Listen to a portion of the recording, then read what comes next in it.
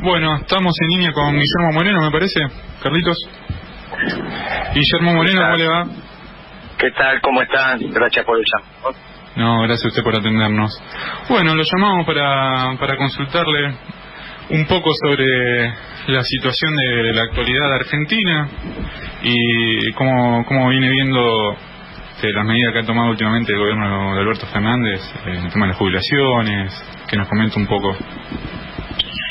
Mira, hemos dicho ya que en realidad el tiempo para hacer un análisis acercándose a la precisión de lo que es el gobierno de Alberto lo vamos a hacer en marzo. Pero bueno, hay cosas que la gestión Fernández empezó a realizar. Habíamos dicho que con el tema jubilaciones había que tener mucha delicadeza. Un gobierno peronista tiene que cuidarse especialmente de no deteriorar el ingreso de los jubilados en general. Después podemos analizar alguna jubilación en particular, pero en general el peronismo es muy respetuoso de un ingreso de los trabajadores diferidos cuando están pasivos, y esto es la jubilación. Finalmente es un salario diferido fundamentalmente porque han cumplido un tiempo biológico y ya no son trabajadores activos, entonces son trabajadores pasivos. Y el núcleo duro del movimiento peronista es el movimiento obrero organizado, expresión organizada de los trabajadores, activos y pasivos. Bien, han generado una polinómica particular, donde en algunos sectores se podrían ver beneficiados haciendo una cuenta muy particular, que decir, bueno, en realidad si yo lo hubiera ajustado, bla, bla. La realidad es que los que cobraron 19.000 pesos en enero cobran 16.000 pesos en febrero, marzo. Sí. Y bueno, esta es la situación. Hay que aclarar un poco esto. Los salarios y las jubilaciones históricamente en la Argentina se cobran devengados. Nadie cobra por anticipado su salario, ni nadie cobra por anticipada su jubilación. Bueno, en realidad en la Argentina hay un cronograma desde Caballo para acá en algún momento, donde el mes en curso también se pagan las jubilaciones. Por eso va desde el 10 de febrero al 9 de marzo el cronograma para cobrar febrero.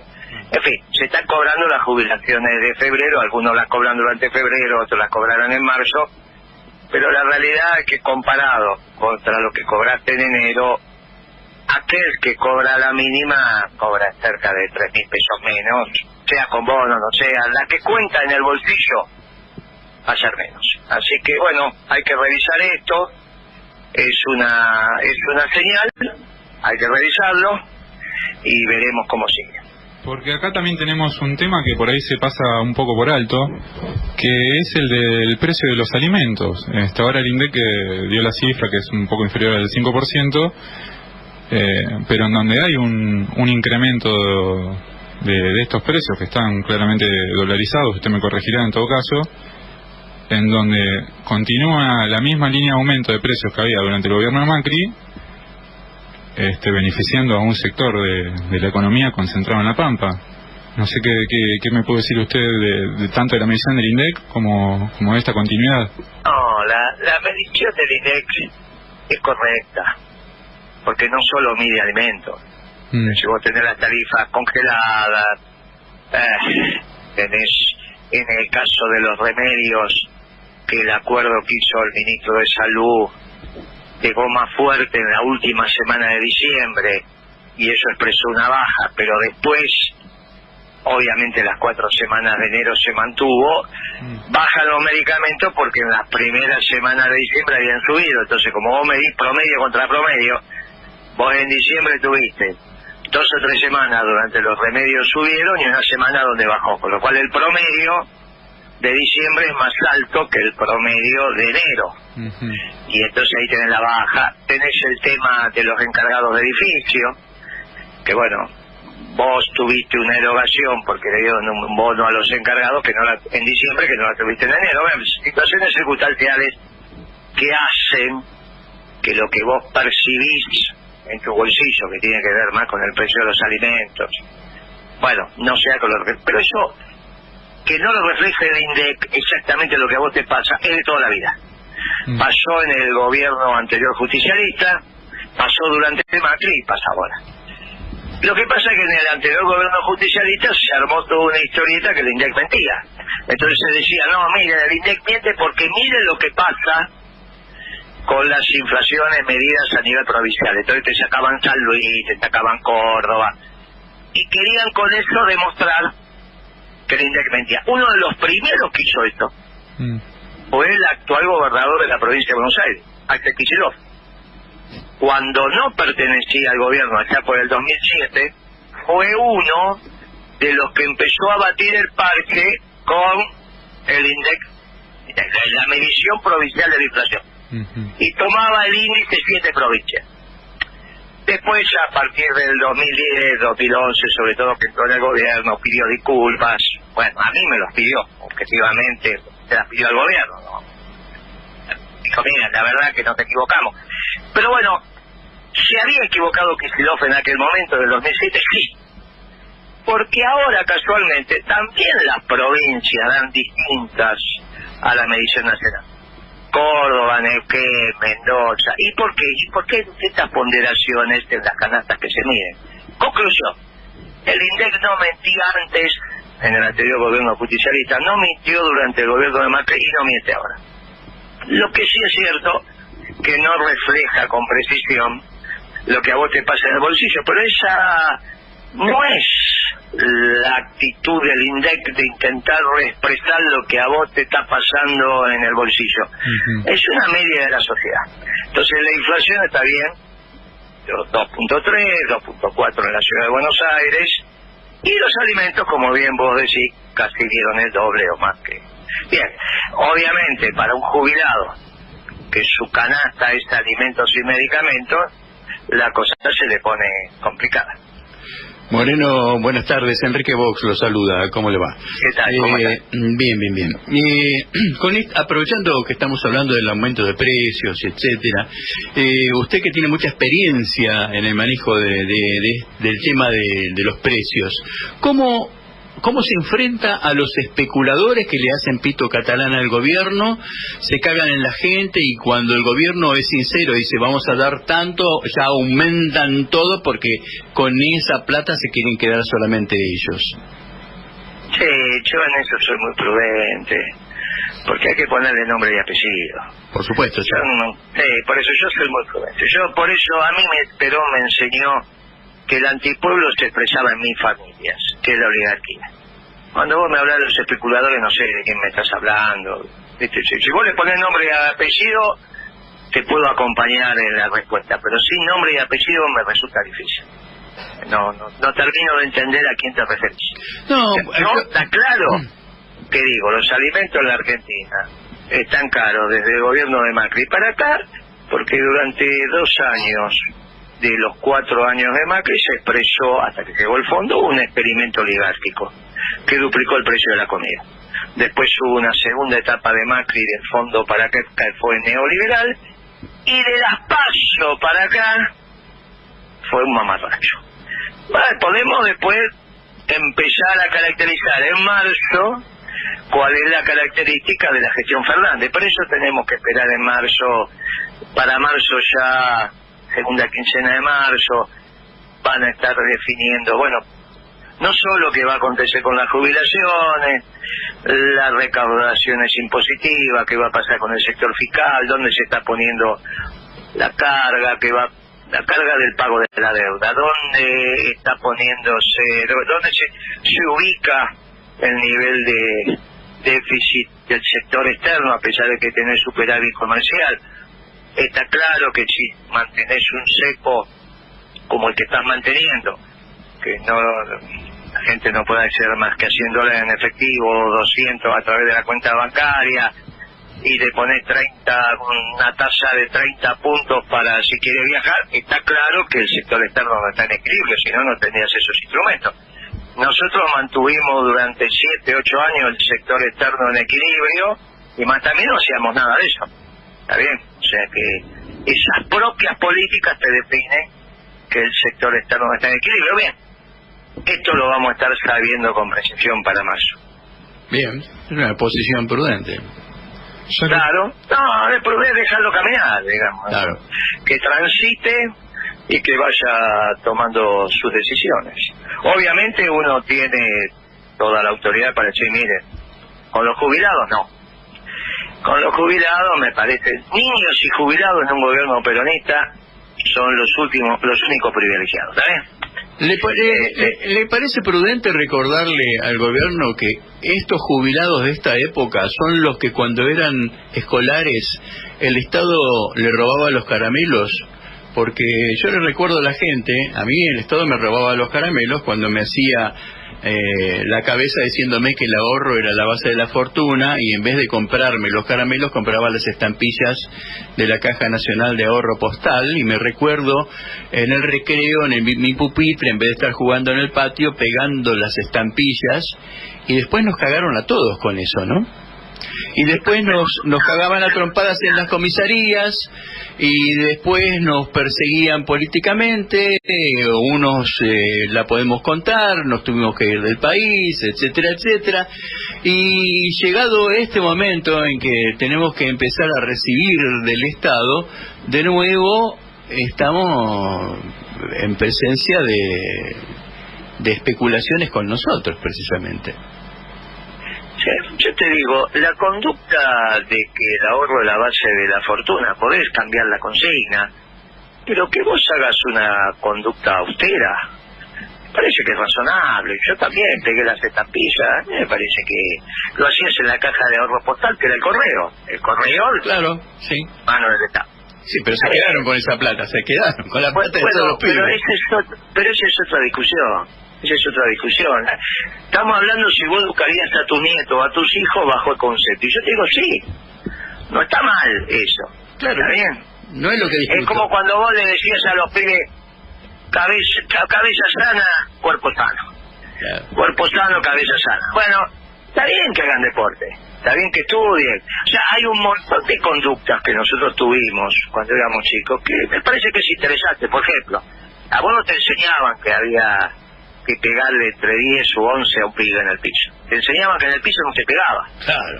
Te enseñaban que no se le pegaba a alguien con anteojos. Primero se tenía que sacar los anteojos. O sea, vos nunca ibas a arrebatar a alguien que tenía anteojos. Claro. ¿Está bien? Entonces, digamos, hay conductas que tenés que de alguna manera rescatar, y esa conducta del ahorro, de ser austero, de tener una conducta de consumo acorde a las realidades de la familia, a las realidades del país, está bien, no es que está mal, está muy bien. El exceso de consumo también genera algunas situaciones complejas, digamos. A nosotros, a nuestra generación, cuando vas a los lugares de comida rápida y ves la cantidad de desperdicio que hay de packaging, y calcular la energía que se utiliza para hacer ese packaging, y al final la relación packaging, lo que comes, es favorable al packaging, porque acá hay algo que no anda. Bueno, ahora pasaron 30 años de ese consumo exacerbado y de repente te vas dando cuenta que no estuvo bien y que esa formulación del consumo hay que modificarla. Pero bueno, se hace paso a paso, como diría el filósofo de Avellaneda. Por eso, volviendo al ahorro como conducta típica de la familia, eso no está mal, está muy bien. No, pero permítame decirle, Moreno, yo no critico el ahorro, critico que nos hayan afanado desde el inicio de la gestión de la personalidad del niño. Critico el afano que se hizo de eso, no el ahorro me parece bárbaro, lo inculco a mis hijos. Sí, claro, imagínate que terminamos después entregándole el correo o las oficinas postales a la familia Macri. Claro. Y terminaste incluso en un lugar deteriorado. La historia de la filatelia argentina.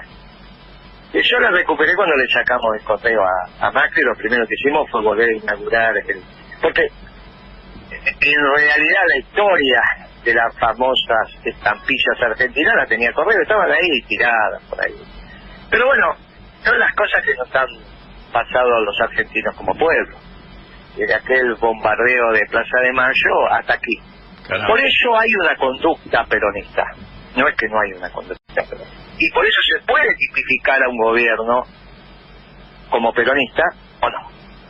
Bueno, es lo que de alguna manera, por los frutos se caracteriza el árbol. Vos tenés que dejar hasta marzo para empezar a caracterizar las políticas de este gobierno, y a mí me parece que está bien, porque también hay un aprendizaje que se va haciendo en el gobierno. Hoy aparece, hay que iniciar la discusión sobre la extensión de la vida del trabajador activo, los años, no sé si es necesario con esta tasa de desocupación iniciar ese debate. Entonces, me parece que hay otros debates, por ejemplo, con qué recursos vamos a pagar la deuda. La deuda hay que pagarla. ¿Cómo? A vos te enseñaron que las deudas hay que pagar. Y está bien, ¿cómo vas a tomar una deuda y no la vas a pagar? Claro. Imagínate vos que vas a alquilar un departamento y se te ocurre después no pagar el alquiler. O le pedís plata a los amigos y después no se la devolvés. O pedís plata a un banco y después no se... Las deudas hay que pagarlas. Ahora, el tema es quién pone la plata en una sociedad para pagar esa deuda. Claro, por ejemplo, disculpe. yo te digo a vos, la deuda hay que pagarla, pero la tienen que poner los oligarcas. Moreno, ¿alcanza la guita de los oligarcas? Sí, alcanza y sobra. Bueno, vamos, que los oligarcas paguen la deuda. Y no te la agarras con los cuidados. ¿Y nadie va a defender a los oligarcas? Yo escucho a algunos compañeros decir, no, la deuda que no se pague, que hay que investigar, y que le estás cuidando el bolsillo a los oligarcas. Lo que hay que ponernos de acuerdo, que primero, las deudas se pagan, y después las tienen que pagar los oligarcas. No los trabajadores, no los jubilados, no los sectores medios, no los industriales, los oligarcas. Los oligarcas y los garcas que se la fugaron también, ¿no? Bueno, yo soy prolijo cuando hablo de economía. A mí no me gusta utilizar expresiones que después en la realidad de las cuentas nacionales argentinas no se expresan. Yo la verdad que hay terminología. Yo esta historia de la fuga de capitales que está tan en boga ahora, ¿sabes quién la inventó en el gobierno de Néstor Kirchner? A ver. ¿Sabes quién la inventó? No. Redrado y Melconian. ¿Vos sabés algo que inventó Redrado y Melconian? ¿Le das bola o no le das bola? No, bueno, claro, viniendo de quien habla. ¿Y entonces para qué lo repetí? Bueno, no sé qué, no sabía que eran los autores intelectuales. Es que son los autores intelectuales. Me tocó debatirlo a mí con ellos, sobre todo con Redrado. Y obviamente no se sostuvo el debate, se levantó y se fue. En la casa del ministro de Vido fue, No es que cuando yo hablo estas cosas las digo y no hay testigos, éramos varios, porque el ministro de Vido convocó ese debate alrededor de ese concepto. Alrededor de ese concepto que es técnicamente equivocado. Que lo utilizaron para asustar al Poder Ejecutivo. Lo que pasa es que para asustarlo a Kirchner, ¿qué decían ellos? Mirá, Néstor, la cantidad de dólares que nos sobran, porque teníamos superávit comercial y sin embargo las reservas no están. Porque hay fuga de capitales. Y yo hice un artículo diciendo, mire, no, esto no es cierto.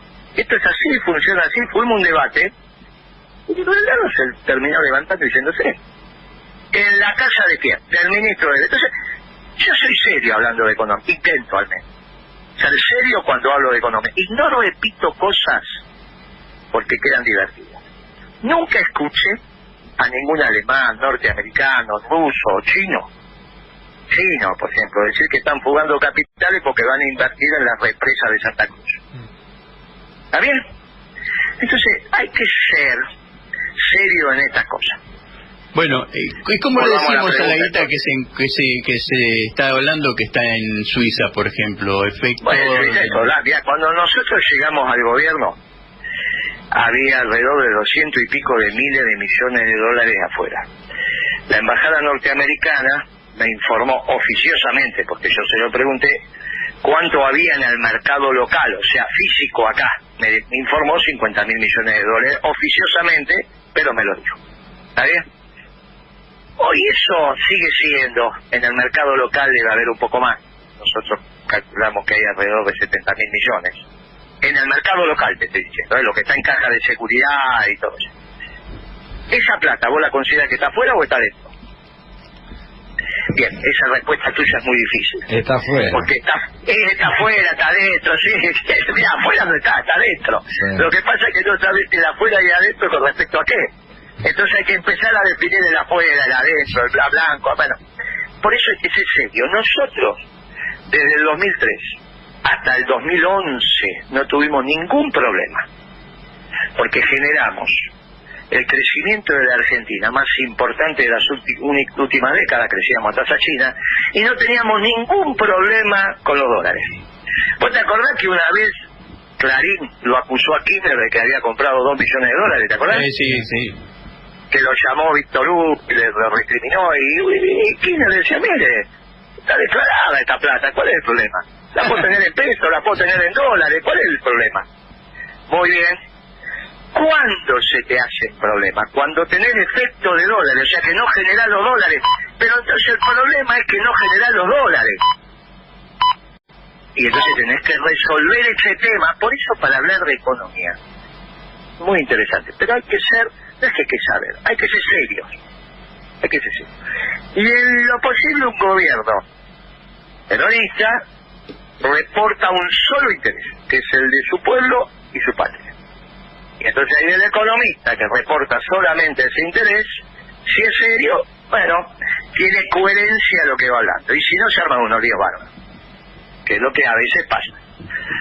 Por eso vamos en marzo a ver si esta tendencia de meterse con los jubilados se consolida o fue una simple situación, y bueno, y ahí empezaremos a ver.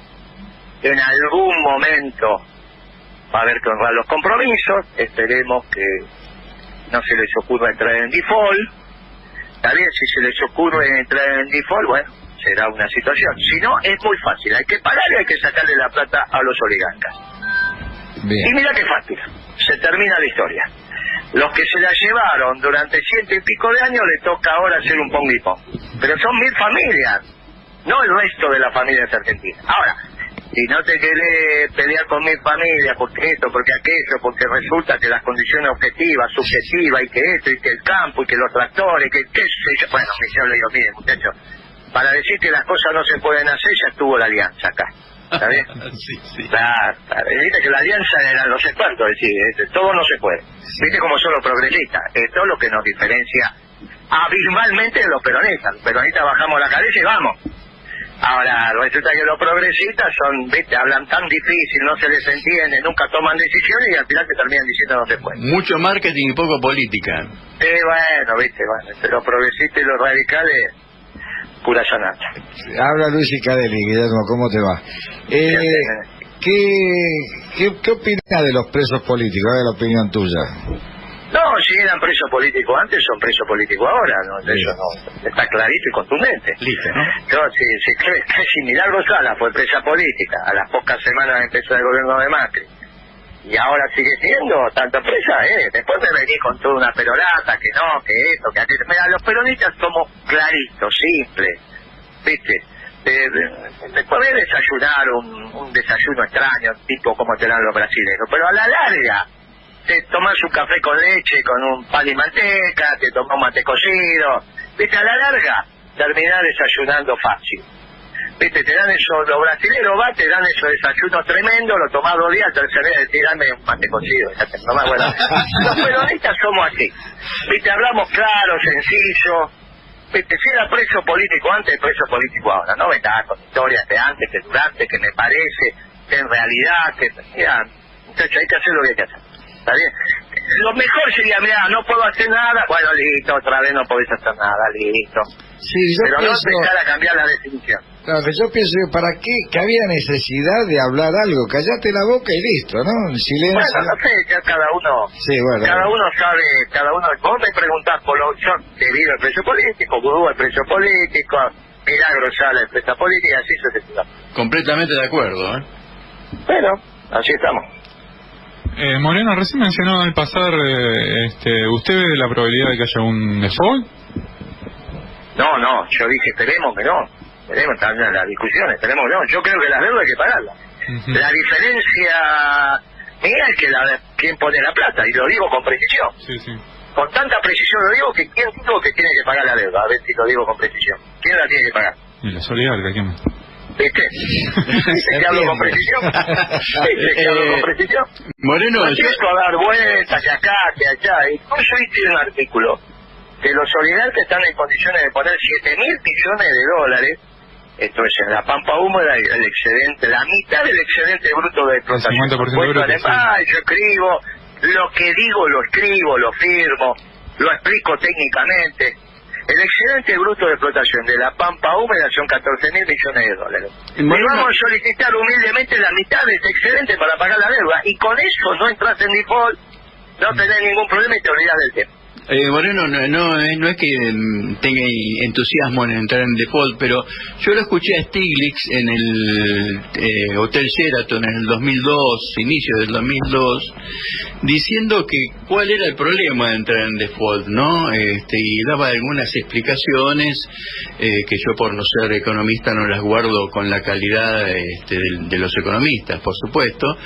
Y después Kirchner navegó muy bien las aguas del default, ¿no? Junto con ustedes. No es cierto si pagamos. No, nosotros pagamos, no navegamos ninguna agua del default. En el 2005 levantamos el default. Bueno, pero consiguieron salir del default, a eso me refiero. Y bueno, pues entonces no navegamos las aguas del default. Lo que hicimos fue honrar los compromisos. No es que el país fue virtuoso porque le pagó hasta el fondo.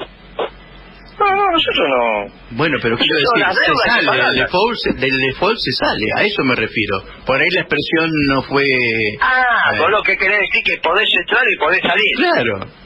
Sí, pero ¿y para qué querés entrar? No, por eso la claridad de entrada, que no es que yo tenga ganas, pero digo... bueno. Sí, pero si no, escúchame, que una empresa entre en cesación de pago es un problema, no es una virtud. Que tienen que entrar en cesación de pago y a veces no hay alternativa. Ahora, en este caso, en la Argentina, la verdad que no es necesario, porque vos tenés de dónde sacar los recursos para honrar esos compromisos y no entrar en los conflictos que te trae un default, que entre otras cosas es vivir de contado, ¿no? No es lo mismo manejar un negocio donde vos tenés crédito a manejar un negocio donde todo es contado. Si no, preguntarle a ella, si Ciparelli, a ver, Ciparelli va a saber qué es la diferencia. Que es empresario, y te va a decir, no, viejo, a mí dame crédito, vas a ver que fallique. ¿Está bien? ¿O me equivoco? Está bien. Claro, cualquier empresario te va a decir que prefiere tener crédito a tener que pagar todo contado, ¿no? Sí. Obvio. Sí. Bueno, entonces, ¿por qué querés entrar en... ¿Para qué querés entrar en default que tenés que pagar todo contado? Dame bicicleta. Es una tontería, son de los que... ¿Sabes qué habla de algunos muchachos? Es que nunca pagaron una quincena, nunca dieron un cheque, no saben cómo es un numerito, cómo es una... Bueno, ¿qué querés que hagan? Hablan porque hablan porque tienen boca. Por eso, para hablar de economía no es que hay que saber, hay que tener sentido común, haber estado en el mercado, de alguna manera ser prudente, y la cosa sale sola. No es que Kirchner era un gran economista, tenía sentido común y entendía las cosas, ¿no? Y escuchaba. Y decía, No, sí, continúa. No, y escuchaba. No es que tenía la respuesta para todo, escuchaba. Sí, principalmente, escuchaba. ¿No? Y bueno, si vos no tenés que ser un experto en todo, tenés que saber escuchar. Tenés que tener los jugadores que jueguen para vos, porque si tenés jugadores... Sí, bueno, entonces está. Y como vos dijiste una vez en una reunión ahí del SEM, que había discusiones muy graves, ¿no?, entre ustedes cuando estaban en el discutiendo. Pero vos sabés cómo, pero claro, hombre, ¿qué te pensás? ¿Que en un gobierno no se discute? ¿Cómo no se va a discutir? Pero lógico que se tiene que discutir, pero está muy bien, después que se toma la decisión, que la toma el presidente, sos un solo puño. Por eso es tan importante que se escuche y no que se crea que se sabe todo. No, porque viste que la nueva tendencia, como decir, de los pros, dice, ay no, gordo, no discuta. No, ¿qué sé yo? En el peronismo se discute. Yo sí creo que todavía el gobierno tiene semanas más para ir definiendo su perfil y sobre todo lo que va a hacer con el sector externo. Si la Argentina no tuviera un sector social en condiciones de pagar la deuda, bueno, sería otro debate, pero lo tiene, son los oligarcas, es la sociedad rural argentina, son 1000 familias, está la plata, ahora lo entiendo por qué, en vez de estar discutiendo con ellos cómo van a hacer para poner la plata, estamos discutiendo si a los jubilados le dimos 2 puntos más, 2 puntos menos, es una estupidez eso. Como si los jubilados no se lo merecieran, ¿viste? Moreno, Guzmán dijo ante el Congreso que no va a haber superávit hasta el 2023, si no me equivoco. ¿Usted cree que es posible generar un modelo de producción sin superávit? No, nosotros manejamos la Argentina con superávit gemelo, ¿no? Dado el proceso de dolarización de las carteras que ha habido de la década de 60 para acá, en 1960 empezó el proceso. Primero fueron los inversores más calificados y ahora es generalizado, ¿está bien? Entonces, el ancla que vos tenés, el ancla nominal que tenés para decirle a los empresarios y al mundo económico, voy para acá, es el superávit fiscal. Nosotros, Kirchner administró la Argentina con superávit fiscal, pero hasta el 2010. Hasta el 2010, Kirchner y Cristina, ¿no? Estamos hablando. Al fin del 2010 tuvimos alguna dificultad porque en el 2009 hubo que generar una demanda del sector público, teníamos un problema serio, se había caído el mundo del 2008, pero después, hasta el 2010 fue superávit fiscal intenso, ¿está bien? Intenso. Entonces, es necesario manejar la Argentina, estamos hablando de superávit fiscal primario, ¿no? Después, honrar los compromisos de la deuda y quedarse emparrado. De esto estamos hablando, ¿no? O sea, de los gastos corrientes contra los ingresos corrientes, de esto estamos hablando. Después vos pagás los intereses de la deuda y se termina la historia, quedás emparrado, y eso te permite que esta historia de los especuladores, de estas cosas, siempre va a haber algún muchacho descarriado, pero ahí va la Secretaría de Comercio, hace lo que tiene que hacer y se termina la historia, en el margen, no ese en el, viste, el que va por la banquina, pero no es que todo el mundo maneja por la banquina, claro. ¿Está bien? Si me acuerdo que en la época de Néstor teníamos problemas porque nos sobraban dólares. Bueno, entonces vos tenés que hacer las cosas para que esto sea así. No empezar, hay que dejarlo fluir. Por eso los peronistas somos clásicos, hay que dejarlo fluir. Vos generás la regla del juego y después permitís que los muchachos se ordenen. El que va por la máquina dice, no, mira, por la máquina no. ¿Está bien? Por acá, bueno, tenés 3, 4 carriles, uno más lento, otro más rápido, bueno, lo va a llevar. Pero las reglas de juego están claras. Y la autopista o la autovía que te toca hacer a vos está prolija. No que de repente te encontrás con unos pozos que te rompen todo el tren delantero, ¿está bien? Ese es el rol del Estado. Y en un gobierno peronista, eso es fundamental. Nosotros no somos estatistas, no somos estalinistas, somos peronistas. Nosotros somos peronistas. Nosotros, por eso yo digo, miren, IPF, ¿quién la tiene? Y hoy la tiene Fernández, el político. Bueno, désela al confederal de la CGT. Que ellos van a defender mejor los intereses de la patria que cualquier cuadro político. ¿Sabes? Ahora lo único que me falta es que un cuadro político, o un militante político, un dirigente político defienda los intereses de la patria mejor que el movimiento obrero organizado. Imposible. ¿Está bien? Los intereses permanentes de la patria los defienden los trabajadores. Al menos en la visión del peronismo esto es así. Y sí. Bueno, pero esto es una definición. Para los marxistas es el partido. ¿Cómo está analizando la situación a nivel internacional de la emergencia esta de los nacionalismos, la discusión que hay ahora con China, el tema de la ruta de la seda, que... me parece ahí están los dos grandes nuevos ganadores de un mundo, el mundo que había surgido a la caída del muro de Berlín, se terminó con la asunción de Trump, ¿no? Porque el día que asume Trump cambia el mundo, obviamente son procesos, pero bueno, para estudiar los ciclos históricos vos le pones fecha, y bueno, la Guerra Fría terminó con la caída del muro de Berlín. Bueno, está. ¿Cuándo terminó ese mundo global? Terminó cuando asume Trump en el 17. Bueno, listo. De ahí salen dos grandes ganadores, que es Putin y Trump, Rusia y los Estados Unidos. Y hay dos grandes perdedores, Europa continental y los chinos. Si este mundo no lo terminas de comprender, vas a llevar a portaaviones argentinos a un puerto que no existe. Si vos pensás que Francia o Europa continental son los ganadores de este mundo, bueno, estamos en un lío. También estamos en un lío. Los dos grandes ganadores son Putin y Trump, y nosotros tenemos que expresarnos a través del único hombre que expresa la voluntad de los pueblos, que es el Papa Francisco. Si no, vas a tener un Salta donde los pueblos que no tienen voz otra vez no van a tener voz. Por eso hay que defender al Papa. Por eso hay que defenderlo, y especialmente en su territorio, que es la Argentina. Ya va a haber tiempo para discutir cosas, pero no hay que hacer nada que atente contra la fortaleza de su santidad. Porque es el único que puede hablar por los pueblos que no tienen voz. Y en esto los progresistas, no terminan de entender tampoco. Por eso, bueno, estamos en este debate. El hombre fundamental de los pueblos que no tienen voz se llama Francisco. Estamos hablando, Moreno, de dos puntas, ¿no? Porque hay un sector de la derecha que amaba al Papa cuando la curia comulgaba a los represores, y ahora que el Vaticano es popular, que es del pueblo, lo odian. Y curiosamente también desde cierto sector de la izquierda y del progresismo ocurre más o menos lo mismo. ¿Por qué esa coincidencia? Si vos me estás hablando del mundo pre-Trump, izquierda, derecha, qué sé yo. Yo soy peronista. Por eso te digo, mirá, acá el mundo está en discusión hoy entre dos nacionalismos. El nacionalismo de exclusión de categorías europeas, porque los europeos se equivocaron con el liberalismo, con el marxismo y con el nacionalismo.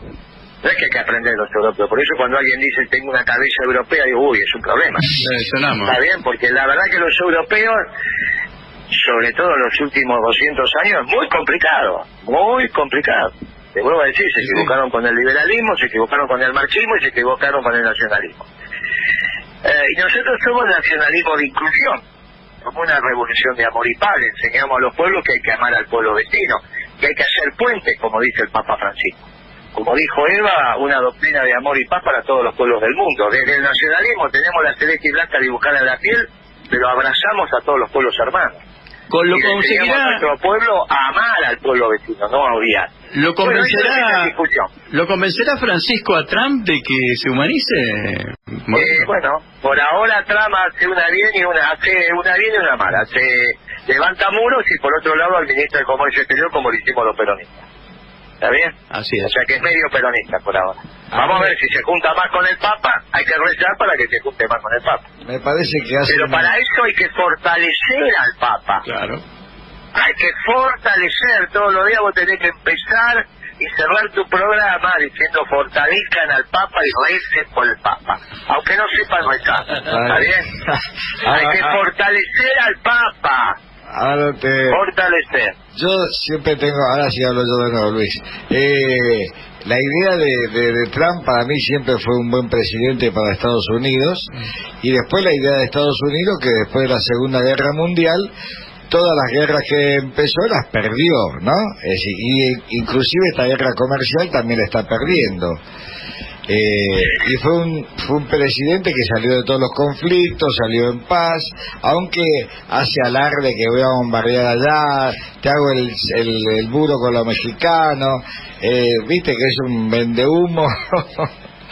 Mira, a mí me gustaría perder como está perdiendo Trump. Tiene la tasa de desocupación más baja de los últimos 50 años, está creciendo la economía extraordinariamente. Yo la verdad que lo veo ganado. No lo veo. ¿Va a poder manejar la deuda que tiene? Sin duda, eso sí. Pero que escúchame, solamente no lo va a poder manejar cuando algún otro tenga más portaaviones que él. Por ahora me parece que la diferencia es abismal. Los chinos tienen uno que le compraron a los ucranianos hace no sé cuánto y otro que lo votaron pero todavía no está operativo. Los rusos tienen uno que anda diésel y los norteamericanos no sé cuántos nucleares tienen, ¿no? Chame. La relación es directa, así que no hay potencia económica si no hay potencia militar atrás. El tema de la oposición de Trump es interna, ¿no? Al Estado profundo, ese es el tema de la lucha de Trump.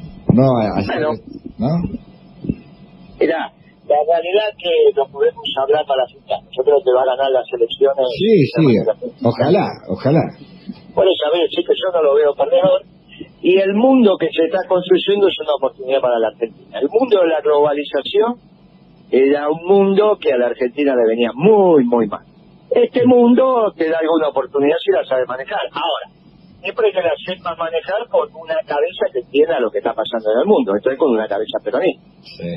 Ahora, si en vez de tener una cabeza peronista tenés una cabeza globalizadora, europeizante, bueno, va a estar difícil.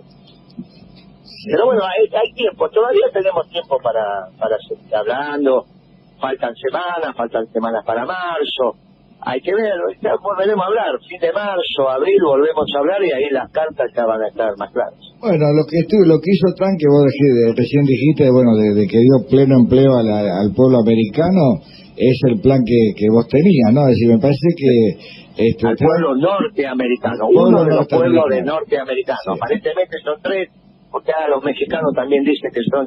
Cuando yo estudiaba resulta que México era América Central, ahora resulta que es Norteamérica, bueno, es cuestión de los mexicanos, y están los canadienses. Uno de esos pueblos, que es el de Estados Unidos, bueno, perfecto, tiene una tasa de desocupación. Más gente que creó más de 250.000 puestos de trabajo, solamente en enero, ahora, una cosa... Sí. El dinamismo de la economía norteamericana es extraordinario. Sí. El crecimiento de la economía norteamericana el año pasado es toda la Argentina. Trump todo también lo que factura la Argentina durante un año. El crecimiento, ¿eh? Sí. O sea, creció una Argentina en términos de facturación. ¡Viva Trump! Bueno, yo incluso te digo más, te estoy diciendo lo mismo, porque en realidad mucho más que lo que facturó la Argentina en todo el año 2019 es el crecimiento solo, o sea, el diferencial de facturación de Estados Unidos. Bueno, esto es producto de un emergente de la clase dirigente norteamericana que no es ningún loquito. Es una clase dirigente que decidió cambiar el mundo que lideraba. No cualquiera está en condiciones de hacer eso. Por eso es una tontería hablar de la ola neoliberal sobre Latinoamérica, porque si el neoliberalismo no lo conduce Estados Unidos, no lo puede conducir nadie. Y Estados Unidos dejó de ser neoliberal cuando asumió Trump en enero del 17. Tal cual. Trump también hace reivindicación de algo que usted menciona bastante, que es los valores permanentes, ¿no? Está constantemente exaltando en su discurso. De hecho, uno de los eslóganes que estaba proponiendo para su campaña es un pueblo, una nación, una familia. ¿Podría explayarse usted de algo que viene mencionando bastante? Bueno, que son los principios y valores, por eso empezamos hablando de la ONU, ¿no? ¿Te acordás? En esta misma entrevista. Sí. Son los principios y valores permanentes. Hay un pasado común en el pueblo argentino y tiene que haber un futuro conjunto. No es que solo hay un presente. Como escribió alguna diputada de la capital alguna vez en un tweet, no existe el pasado, no existe el futuro, solo el presente. Estos socialdemócratas posmodernos. Nosotros somos la construcción de un pueblo, como bien señala su santidad, un pueblo mestizo, que tiene sus orígenes en los que habitaban en América y que fue recibiendo a todos los pueblos que quieran habitar América y dando como resultado un pueblo extraordinario, que no deja de incorporar nuevos pueblos. Como por ejemplo ahora los senegaleses y los negros que vos ves, que es extraordinario. Imagínate cuando estos negros se casen con las nuestras y tengan 20 años de comer carne, pan, leche. Vamos a correr los 100 metros en 7 segundos. Es extraordinario lo que está... es un ejemplo para el mundo. Lo que pasa en América y sobre todo en la Argentina es un ejemplo para el mundo. ¿Y qué pasa en la Argentina como hecho singular? El peronismo. Ese sí es un hecho singular. Como doctrina, de administración de la cosa pública, atendiendo al bien común, novedosa, y del cual el mundo se tiene que nutrir. Por eso Evita decía una doctrina del amor y paz para los pueblos del mundo. Bueno, algunos la entendemos y otros piensan que la verdad está europea. Bueno, que viste cómo es la vida. En ese debate estamos todavía. Acá, viste, discutimos que... A veces te tocan presidentes peronistas y a veces no. Bueno, vamos a ver. Sobre esto lo vamos a ir evaluando a medida que pasen la semana. A veces un descendiente de europeo puede hablar mal de un nativo, de alguien que nació acá o que se crió acá, y después cuando están juntos son alegres, ¿viste? Es decir, acá han venido pueblos, como vos decís, italianos, judíos, gallegos, ucranianos, alemanes, y se integraron perfectamente al pueblo, y no hay divisiones, salvo que uno lo diga, bueno, che, vos gallego, vos tano, vos... Si no hubiera habido en América una doctrina desde nuestros ancestros de amor y paz, ¿cómo te pensás vos que 100 muchachos venidos de España podían conquistar un imperio? Pero es ridículo lo que están diciendo. Se integraron, se generó, los recibieron. Después los europeos inventaron esta historia de que conquistaron. Nos fuimos fusionando, nos fuimos integrando y fuimos generando un pueblo mestizo extraordinario. Exacto. Bueno, y este pueblo mestizo, como bien decís vos, judíos, musulmanes chiitas, musulmanes sunitas, tenés los judíos que vienen de los sefaradíes, los nazis, tenés los polacos, tenés los rusos. Tenemos los chinos que te hablan con vos. Y tenés los originarios. Claro. Y tenés los originarios con todo esto. Todo porque el origen de una doctrina de amor y paz como la peronista la tenés que buscar en los que ya vivían en América. Exacto. Cuando a vos los guaraní te dicen, nosotros los que vivíamos en la tierra mal. Bueno, desde ahí lo tenés que buscar y tenés que enriquecerte de todo eso construyendo la correcta verdad para el mundo. Que no la tienen los europeos, viste, que la verdad que han hecho mucho daño al mundo. Han hecho mucho virtuoso también. Pero en los últimos años, los últimos 2 siglos le han pifiado. Y no es que ahora han desarrollado un cuerpo teórico que te permite a vos decir, ay, mirá, me voy a nutrir del pensamiento europeo. La verdad que no. La singularidad del peronismo es lo que necesita el mundo. Y que de alguna manera el Papa, desde un lenguaje teológico, lo está expresando. Cuando en la última conferencia magistral de la Academia Pontificia dijo, el mundo es rico, alcanza para todos, está bien distribuido, está diciendo, seamos justos en la distribución que se termina la pobreza. Sí. Bueno, esto finalmente es una política económica peronista que la vamos a ir hablando a medida que pasen las semanas. Me viene la idea de, por ejemplo, en un colegio que va el hijo de un inmigrante y un aborigen, ¿no? Y entonces le dice, no, pero vos tenés que hablar el idioma de nosotros, cuando en realidad el idioma, es decir, el blanquito, para definirlo más rápido, tendría que aprender también el idioma del aborigen, y llega a la casa y sabe 2 idiomas, ¿no? Que le anula el idioma al otro. ¿El inmigrante negro qué pasa? Por eso, también hay que sumarlo. Por eso, como dijiste el blanquito. No, pero te digo el blanquito porque nosotros somos cara pálida. Viste que ahora tenemos... Viste que tenemos una negra de embajadora en el Vaticano ahora. Sí, una gran compañera, una gran embajadora. Sí. Va a ser una extraordinaria embajadora. Bien.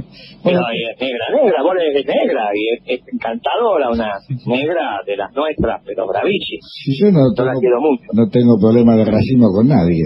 Pero ¿cómo vas a tener? Claro. No podés. De Argentina no hay ese problema. Exacto. Salvo alguno que se lo van metiendo en la cabeza. La grieta. Y ahí tenés lo que pasó en Villa Gesell. Vamos a matar a este negro de mierda porque lo mataste en el piso. Bueno, vos imaginate, y con esto vamos terminando. Sí. Este sería un caso que tendría que tomar Zaffaroni como abogado defensor de los rugbyers. Porque si hay un crimen social, es lo que pasó en Villa Gesell. Porque ¿cuántas veces escucharon esos rugby, a estos negros hay que matarlos? En la casa, en el club, en la escuela. Muy bien, entonces tendría que Zaffaroni, que seguramente está escuchando este programa, y si no se lo manda. Che, Zaffaroni, dice Moreno, que vos tendrías que ser el abogado defensor de los rugby, porque si hay un crimen social producto de la campaña de Macri, es eso. Ese odio hacia lo singular del peronismo, que lo llevó hasta muchísimas décadas atrás a bombardear la plaza. Si Macri hubiese podido. Entonces, esos chicos, entre 8, claro que cometieron un asesinato en masa, no hay ninguna duda.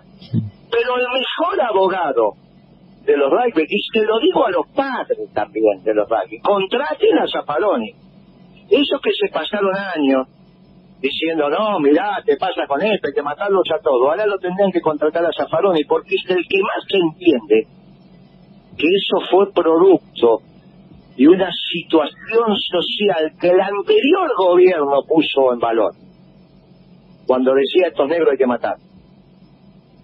Entonces Zaffaroni tendría que dejar todo lo que está haciendo ahora y terminar sus días defendiendo. Obvio que va a perder el juicio, obvio que lo va a perder, pero va a ser unos alegatos extraordinarios que nos va a permitir a la sociedad argentina reconfigurar estos temas. Mirá, si no lo... Creo que no hay mejor abogado, y creo que no hay mejor conducta para Zaffaroni, humildemente se lo digo, que agarre la defensa. Y no hay mejor lección para los padres de esos rugby que lo contraten a Zaffaroni. Y esos alegatos que va a hacer Zaffaroni, igual va a perder el juicio, pero esos alegatos que va a hacer Zaffaroni sobre un crimen social van a ser extraordinarios. Van a dejar escuela. Muy bien, y lo vamos a entender. Bueno. A ver qué ves si Zaffaroni quiere, ¿viste? Porque Zaffaroni a la hora de laburar también es bravo, ¿viste? Claro. El tipo costaba, tenía que ser juez de la corte y un día dijo, me voy. Pero me parece que el esfuerzo que le dejaría Zaffaroni, le dejaría una lección a la sociedad argentina que nos vendría encantador. Así que se lo mandás ahora a decir que Zaffaroni Moreno dice que tenés que ser el abogado de los rugbyers. Y los padres de los rugby tendrían que contratar a Zaffaroni, con lo cual, todos los que estuvieron diciendo años atrás, se lo van a meter hasta adentro, ¿está bien? Pero la sociedad argentina construiría una cosmovisión que nos vendría muy bien. Y de paso, sintetizamos esto diciéndole a la oligarquía, después de 2 siglos, muchachos, llegó la hora del POM, sobre todo 150 años, después de Casero. Muchachos, llegó la hora del pong y pong. Háganse cargo de la deuda eterna y después vemos cómo seguir.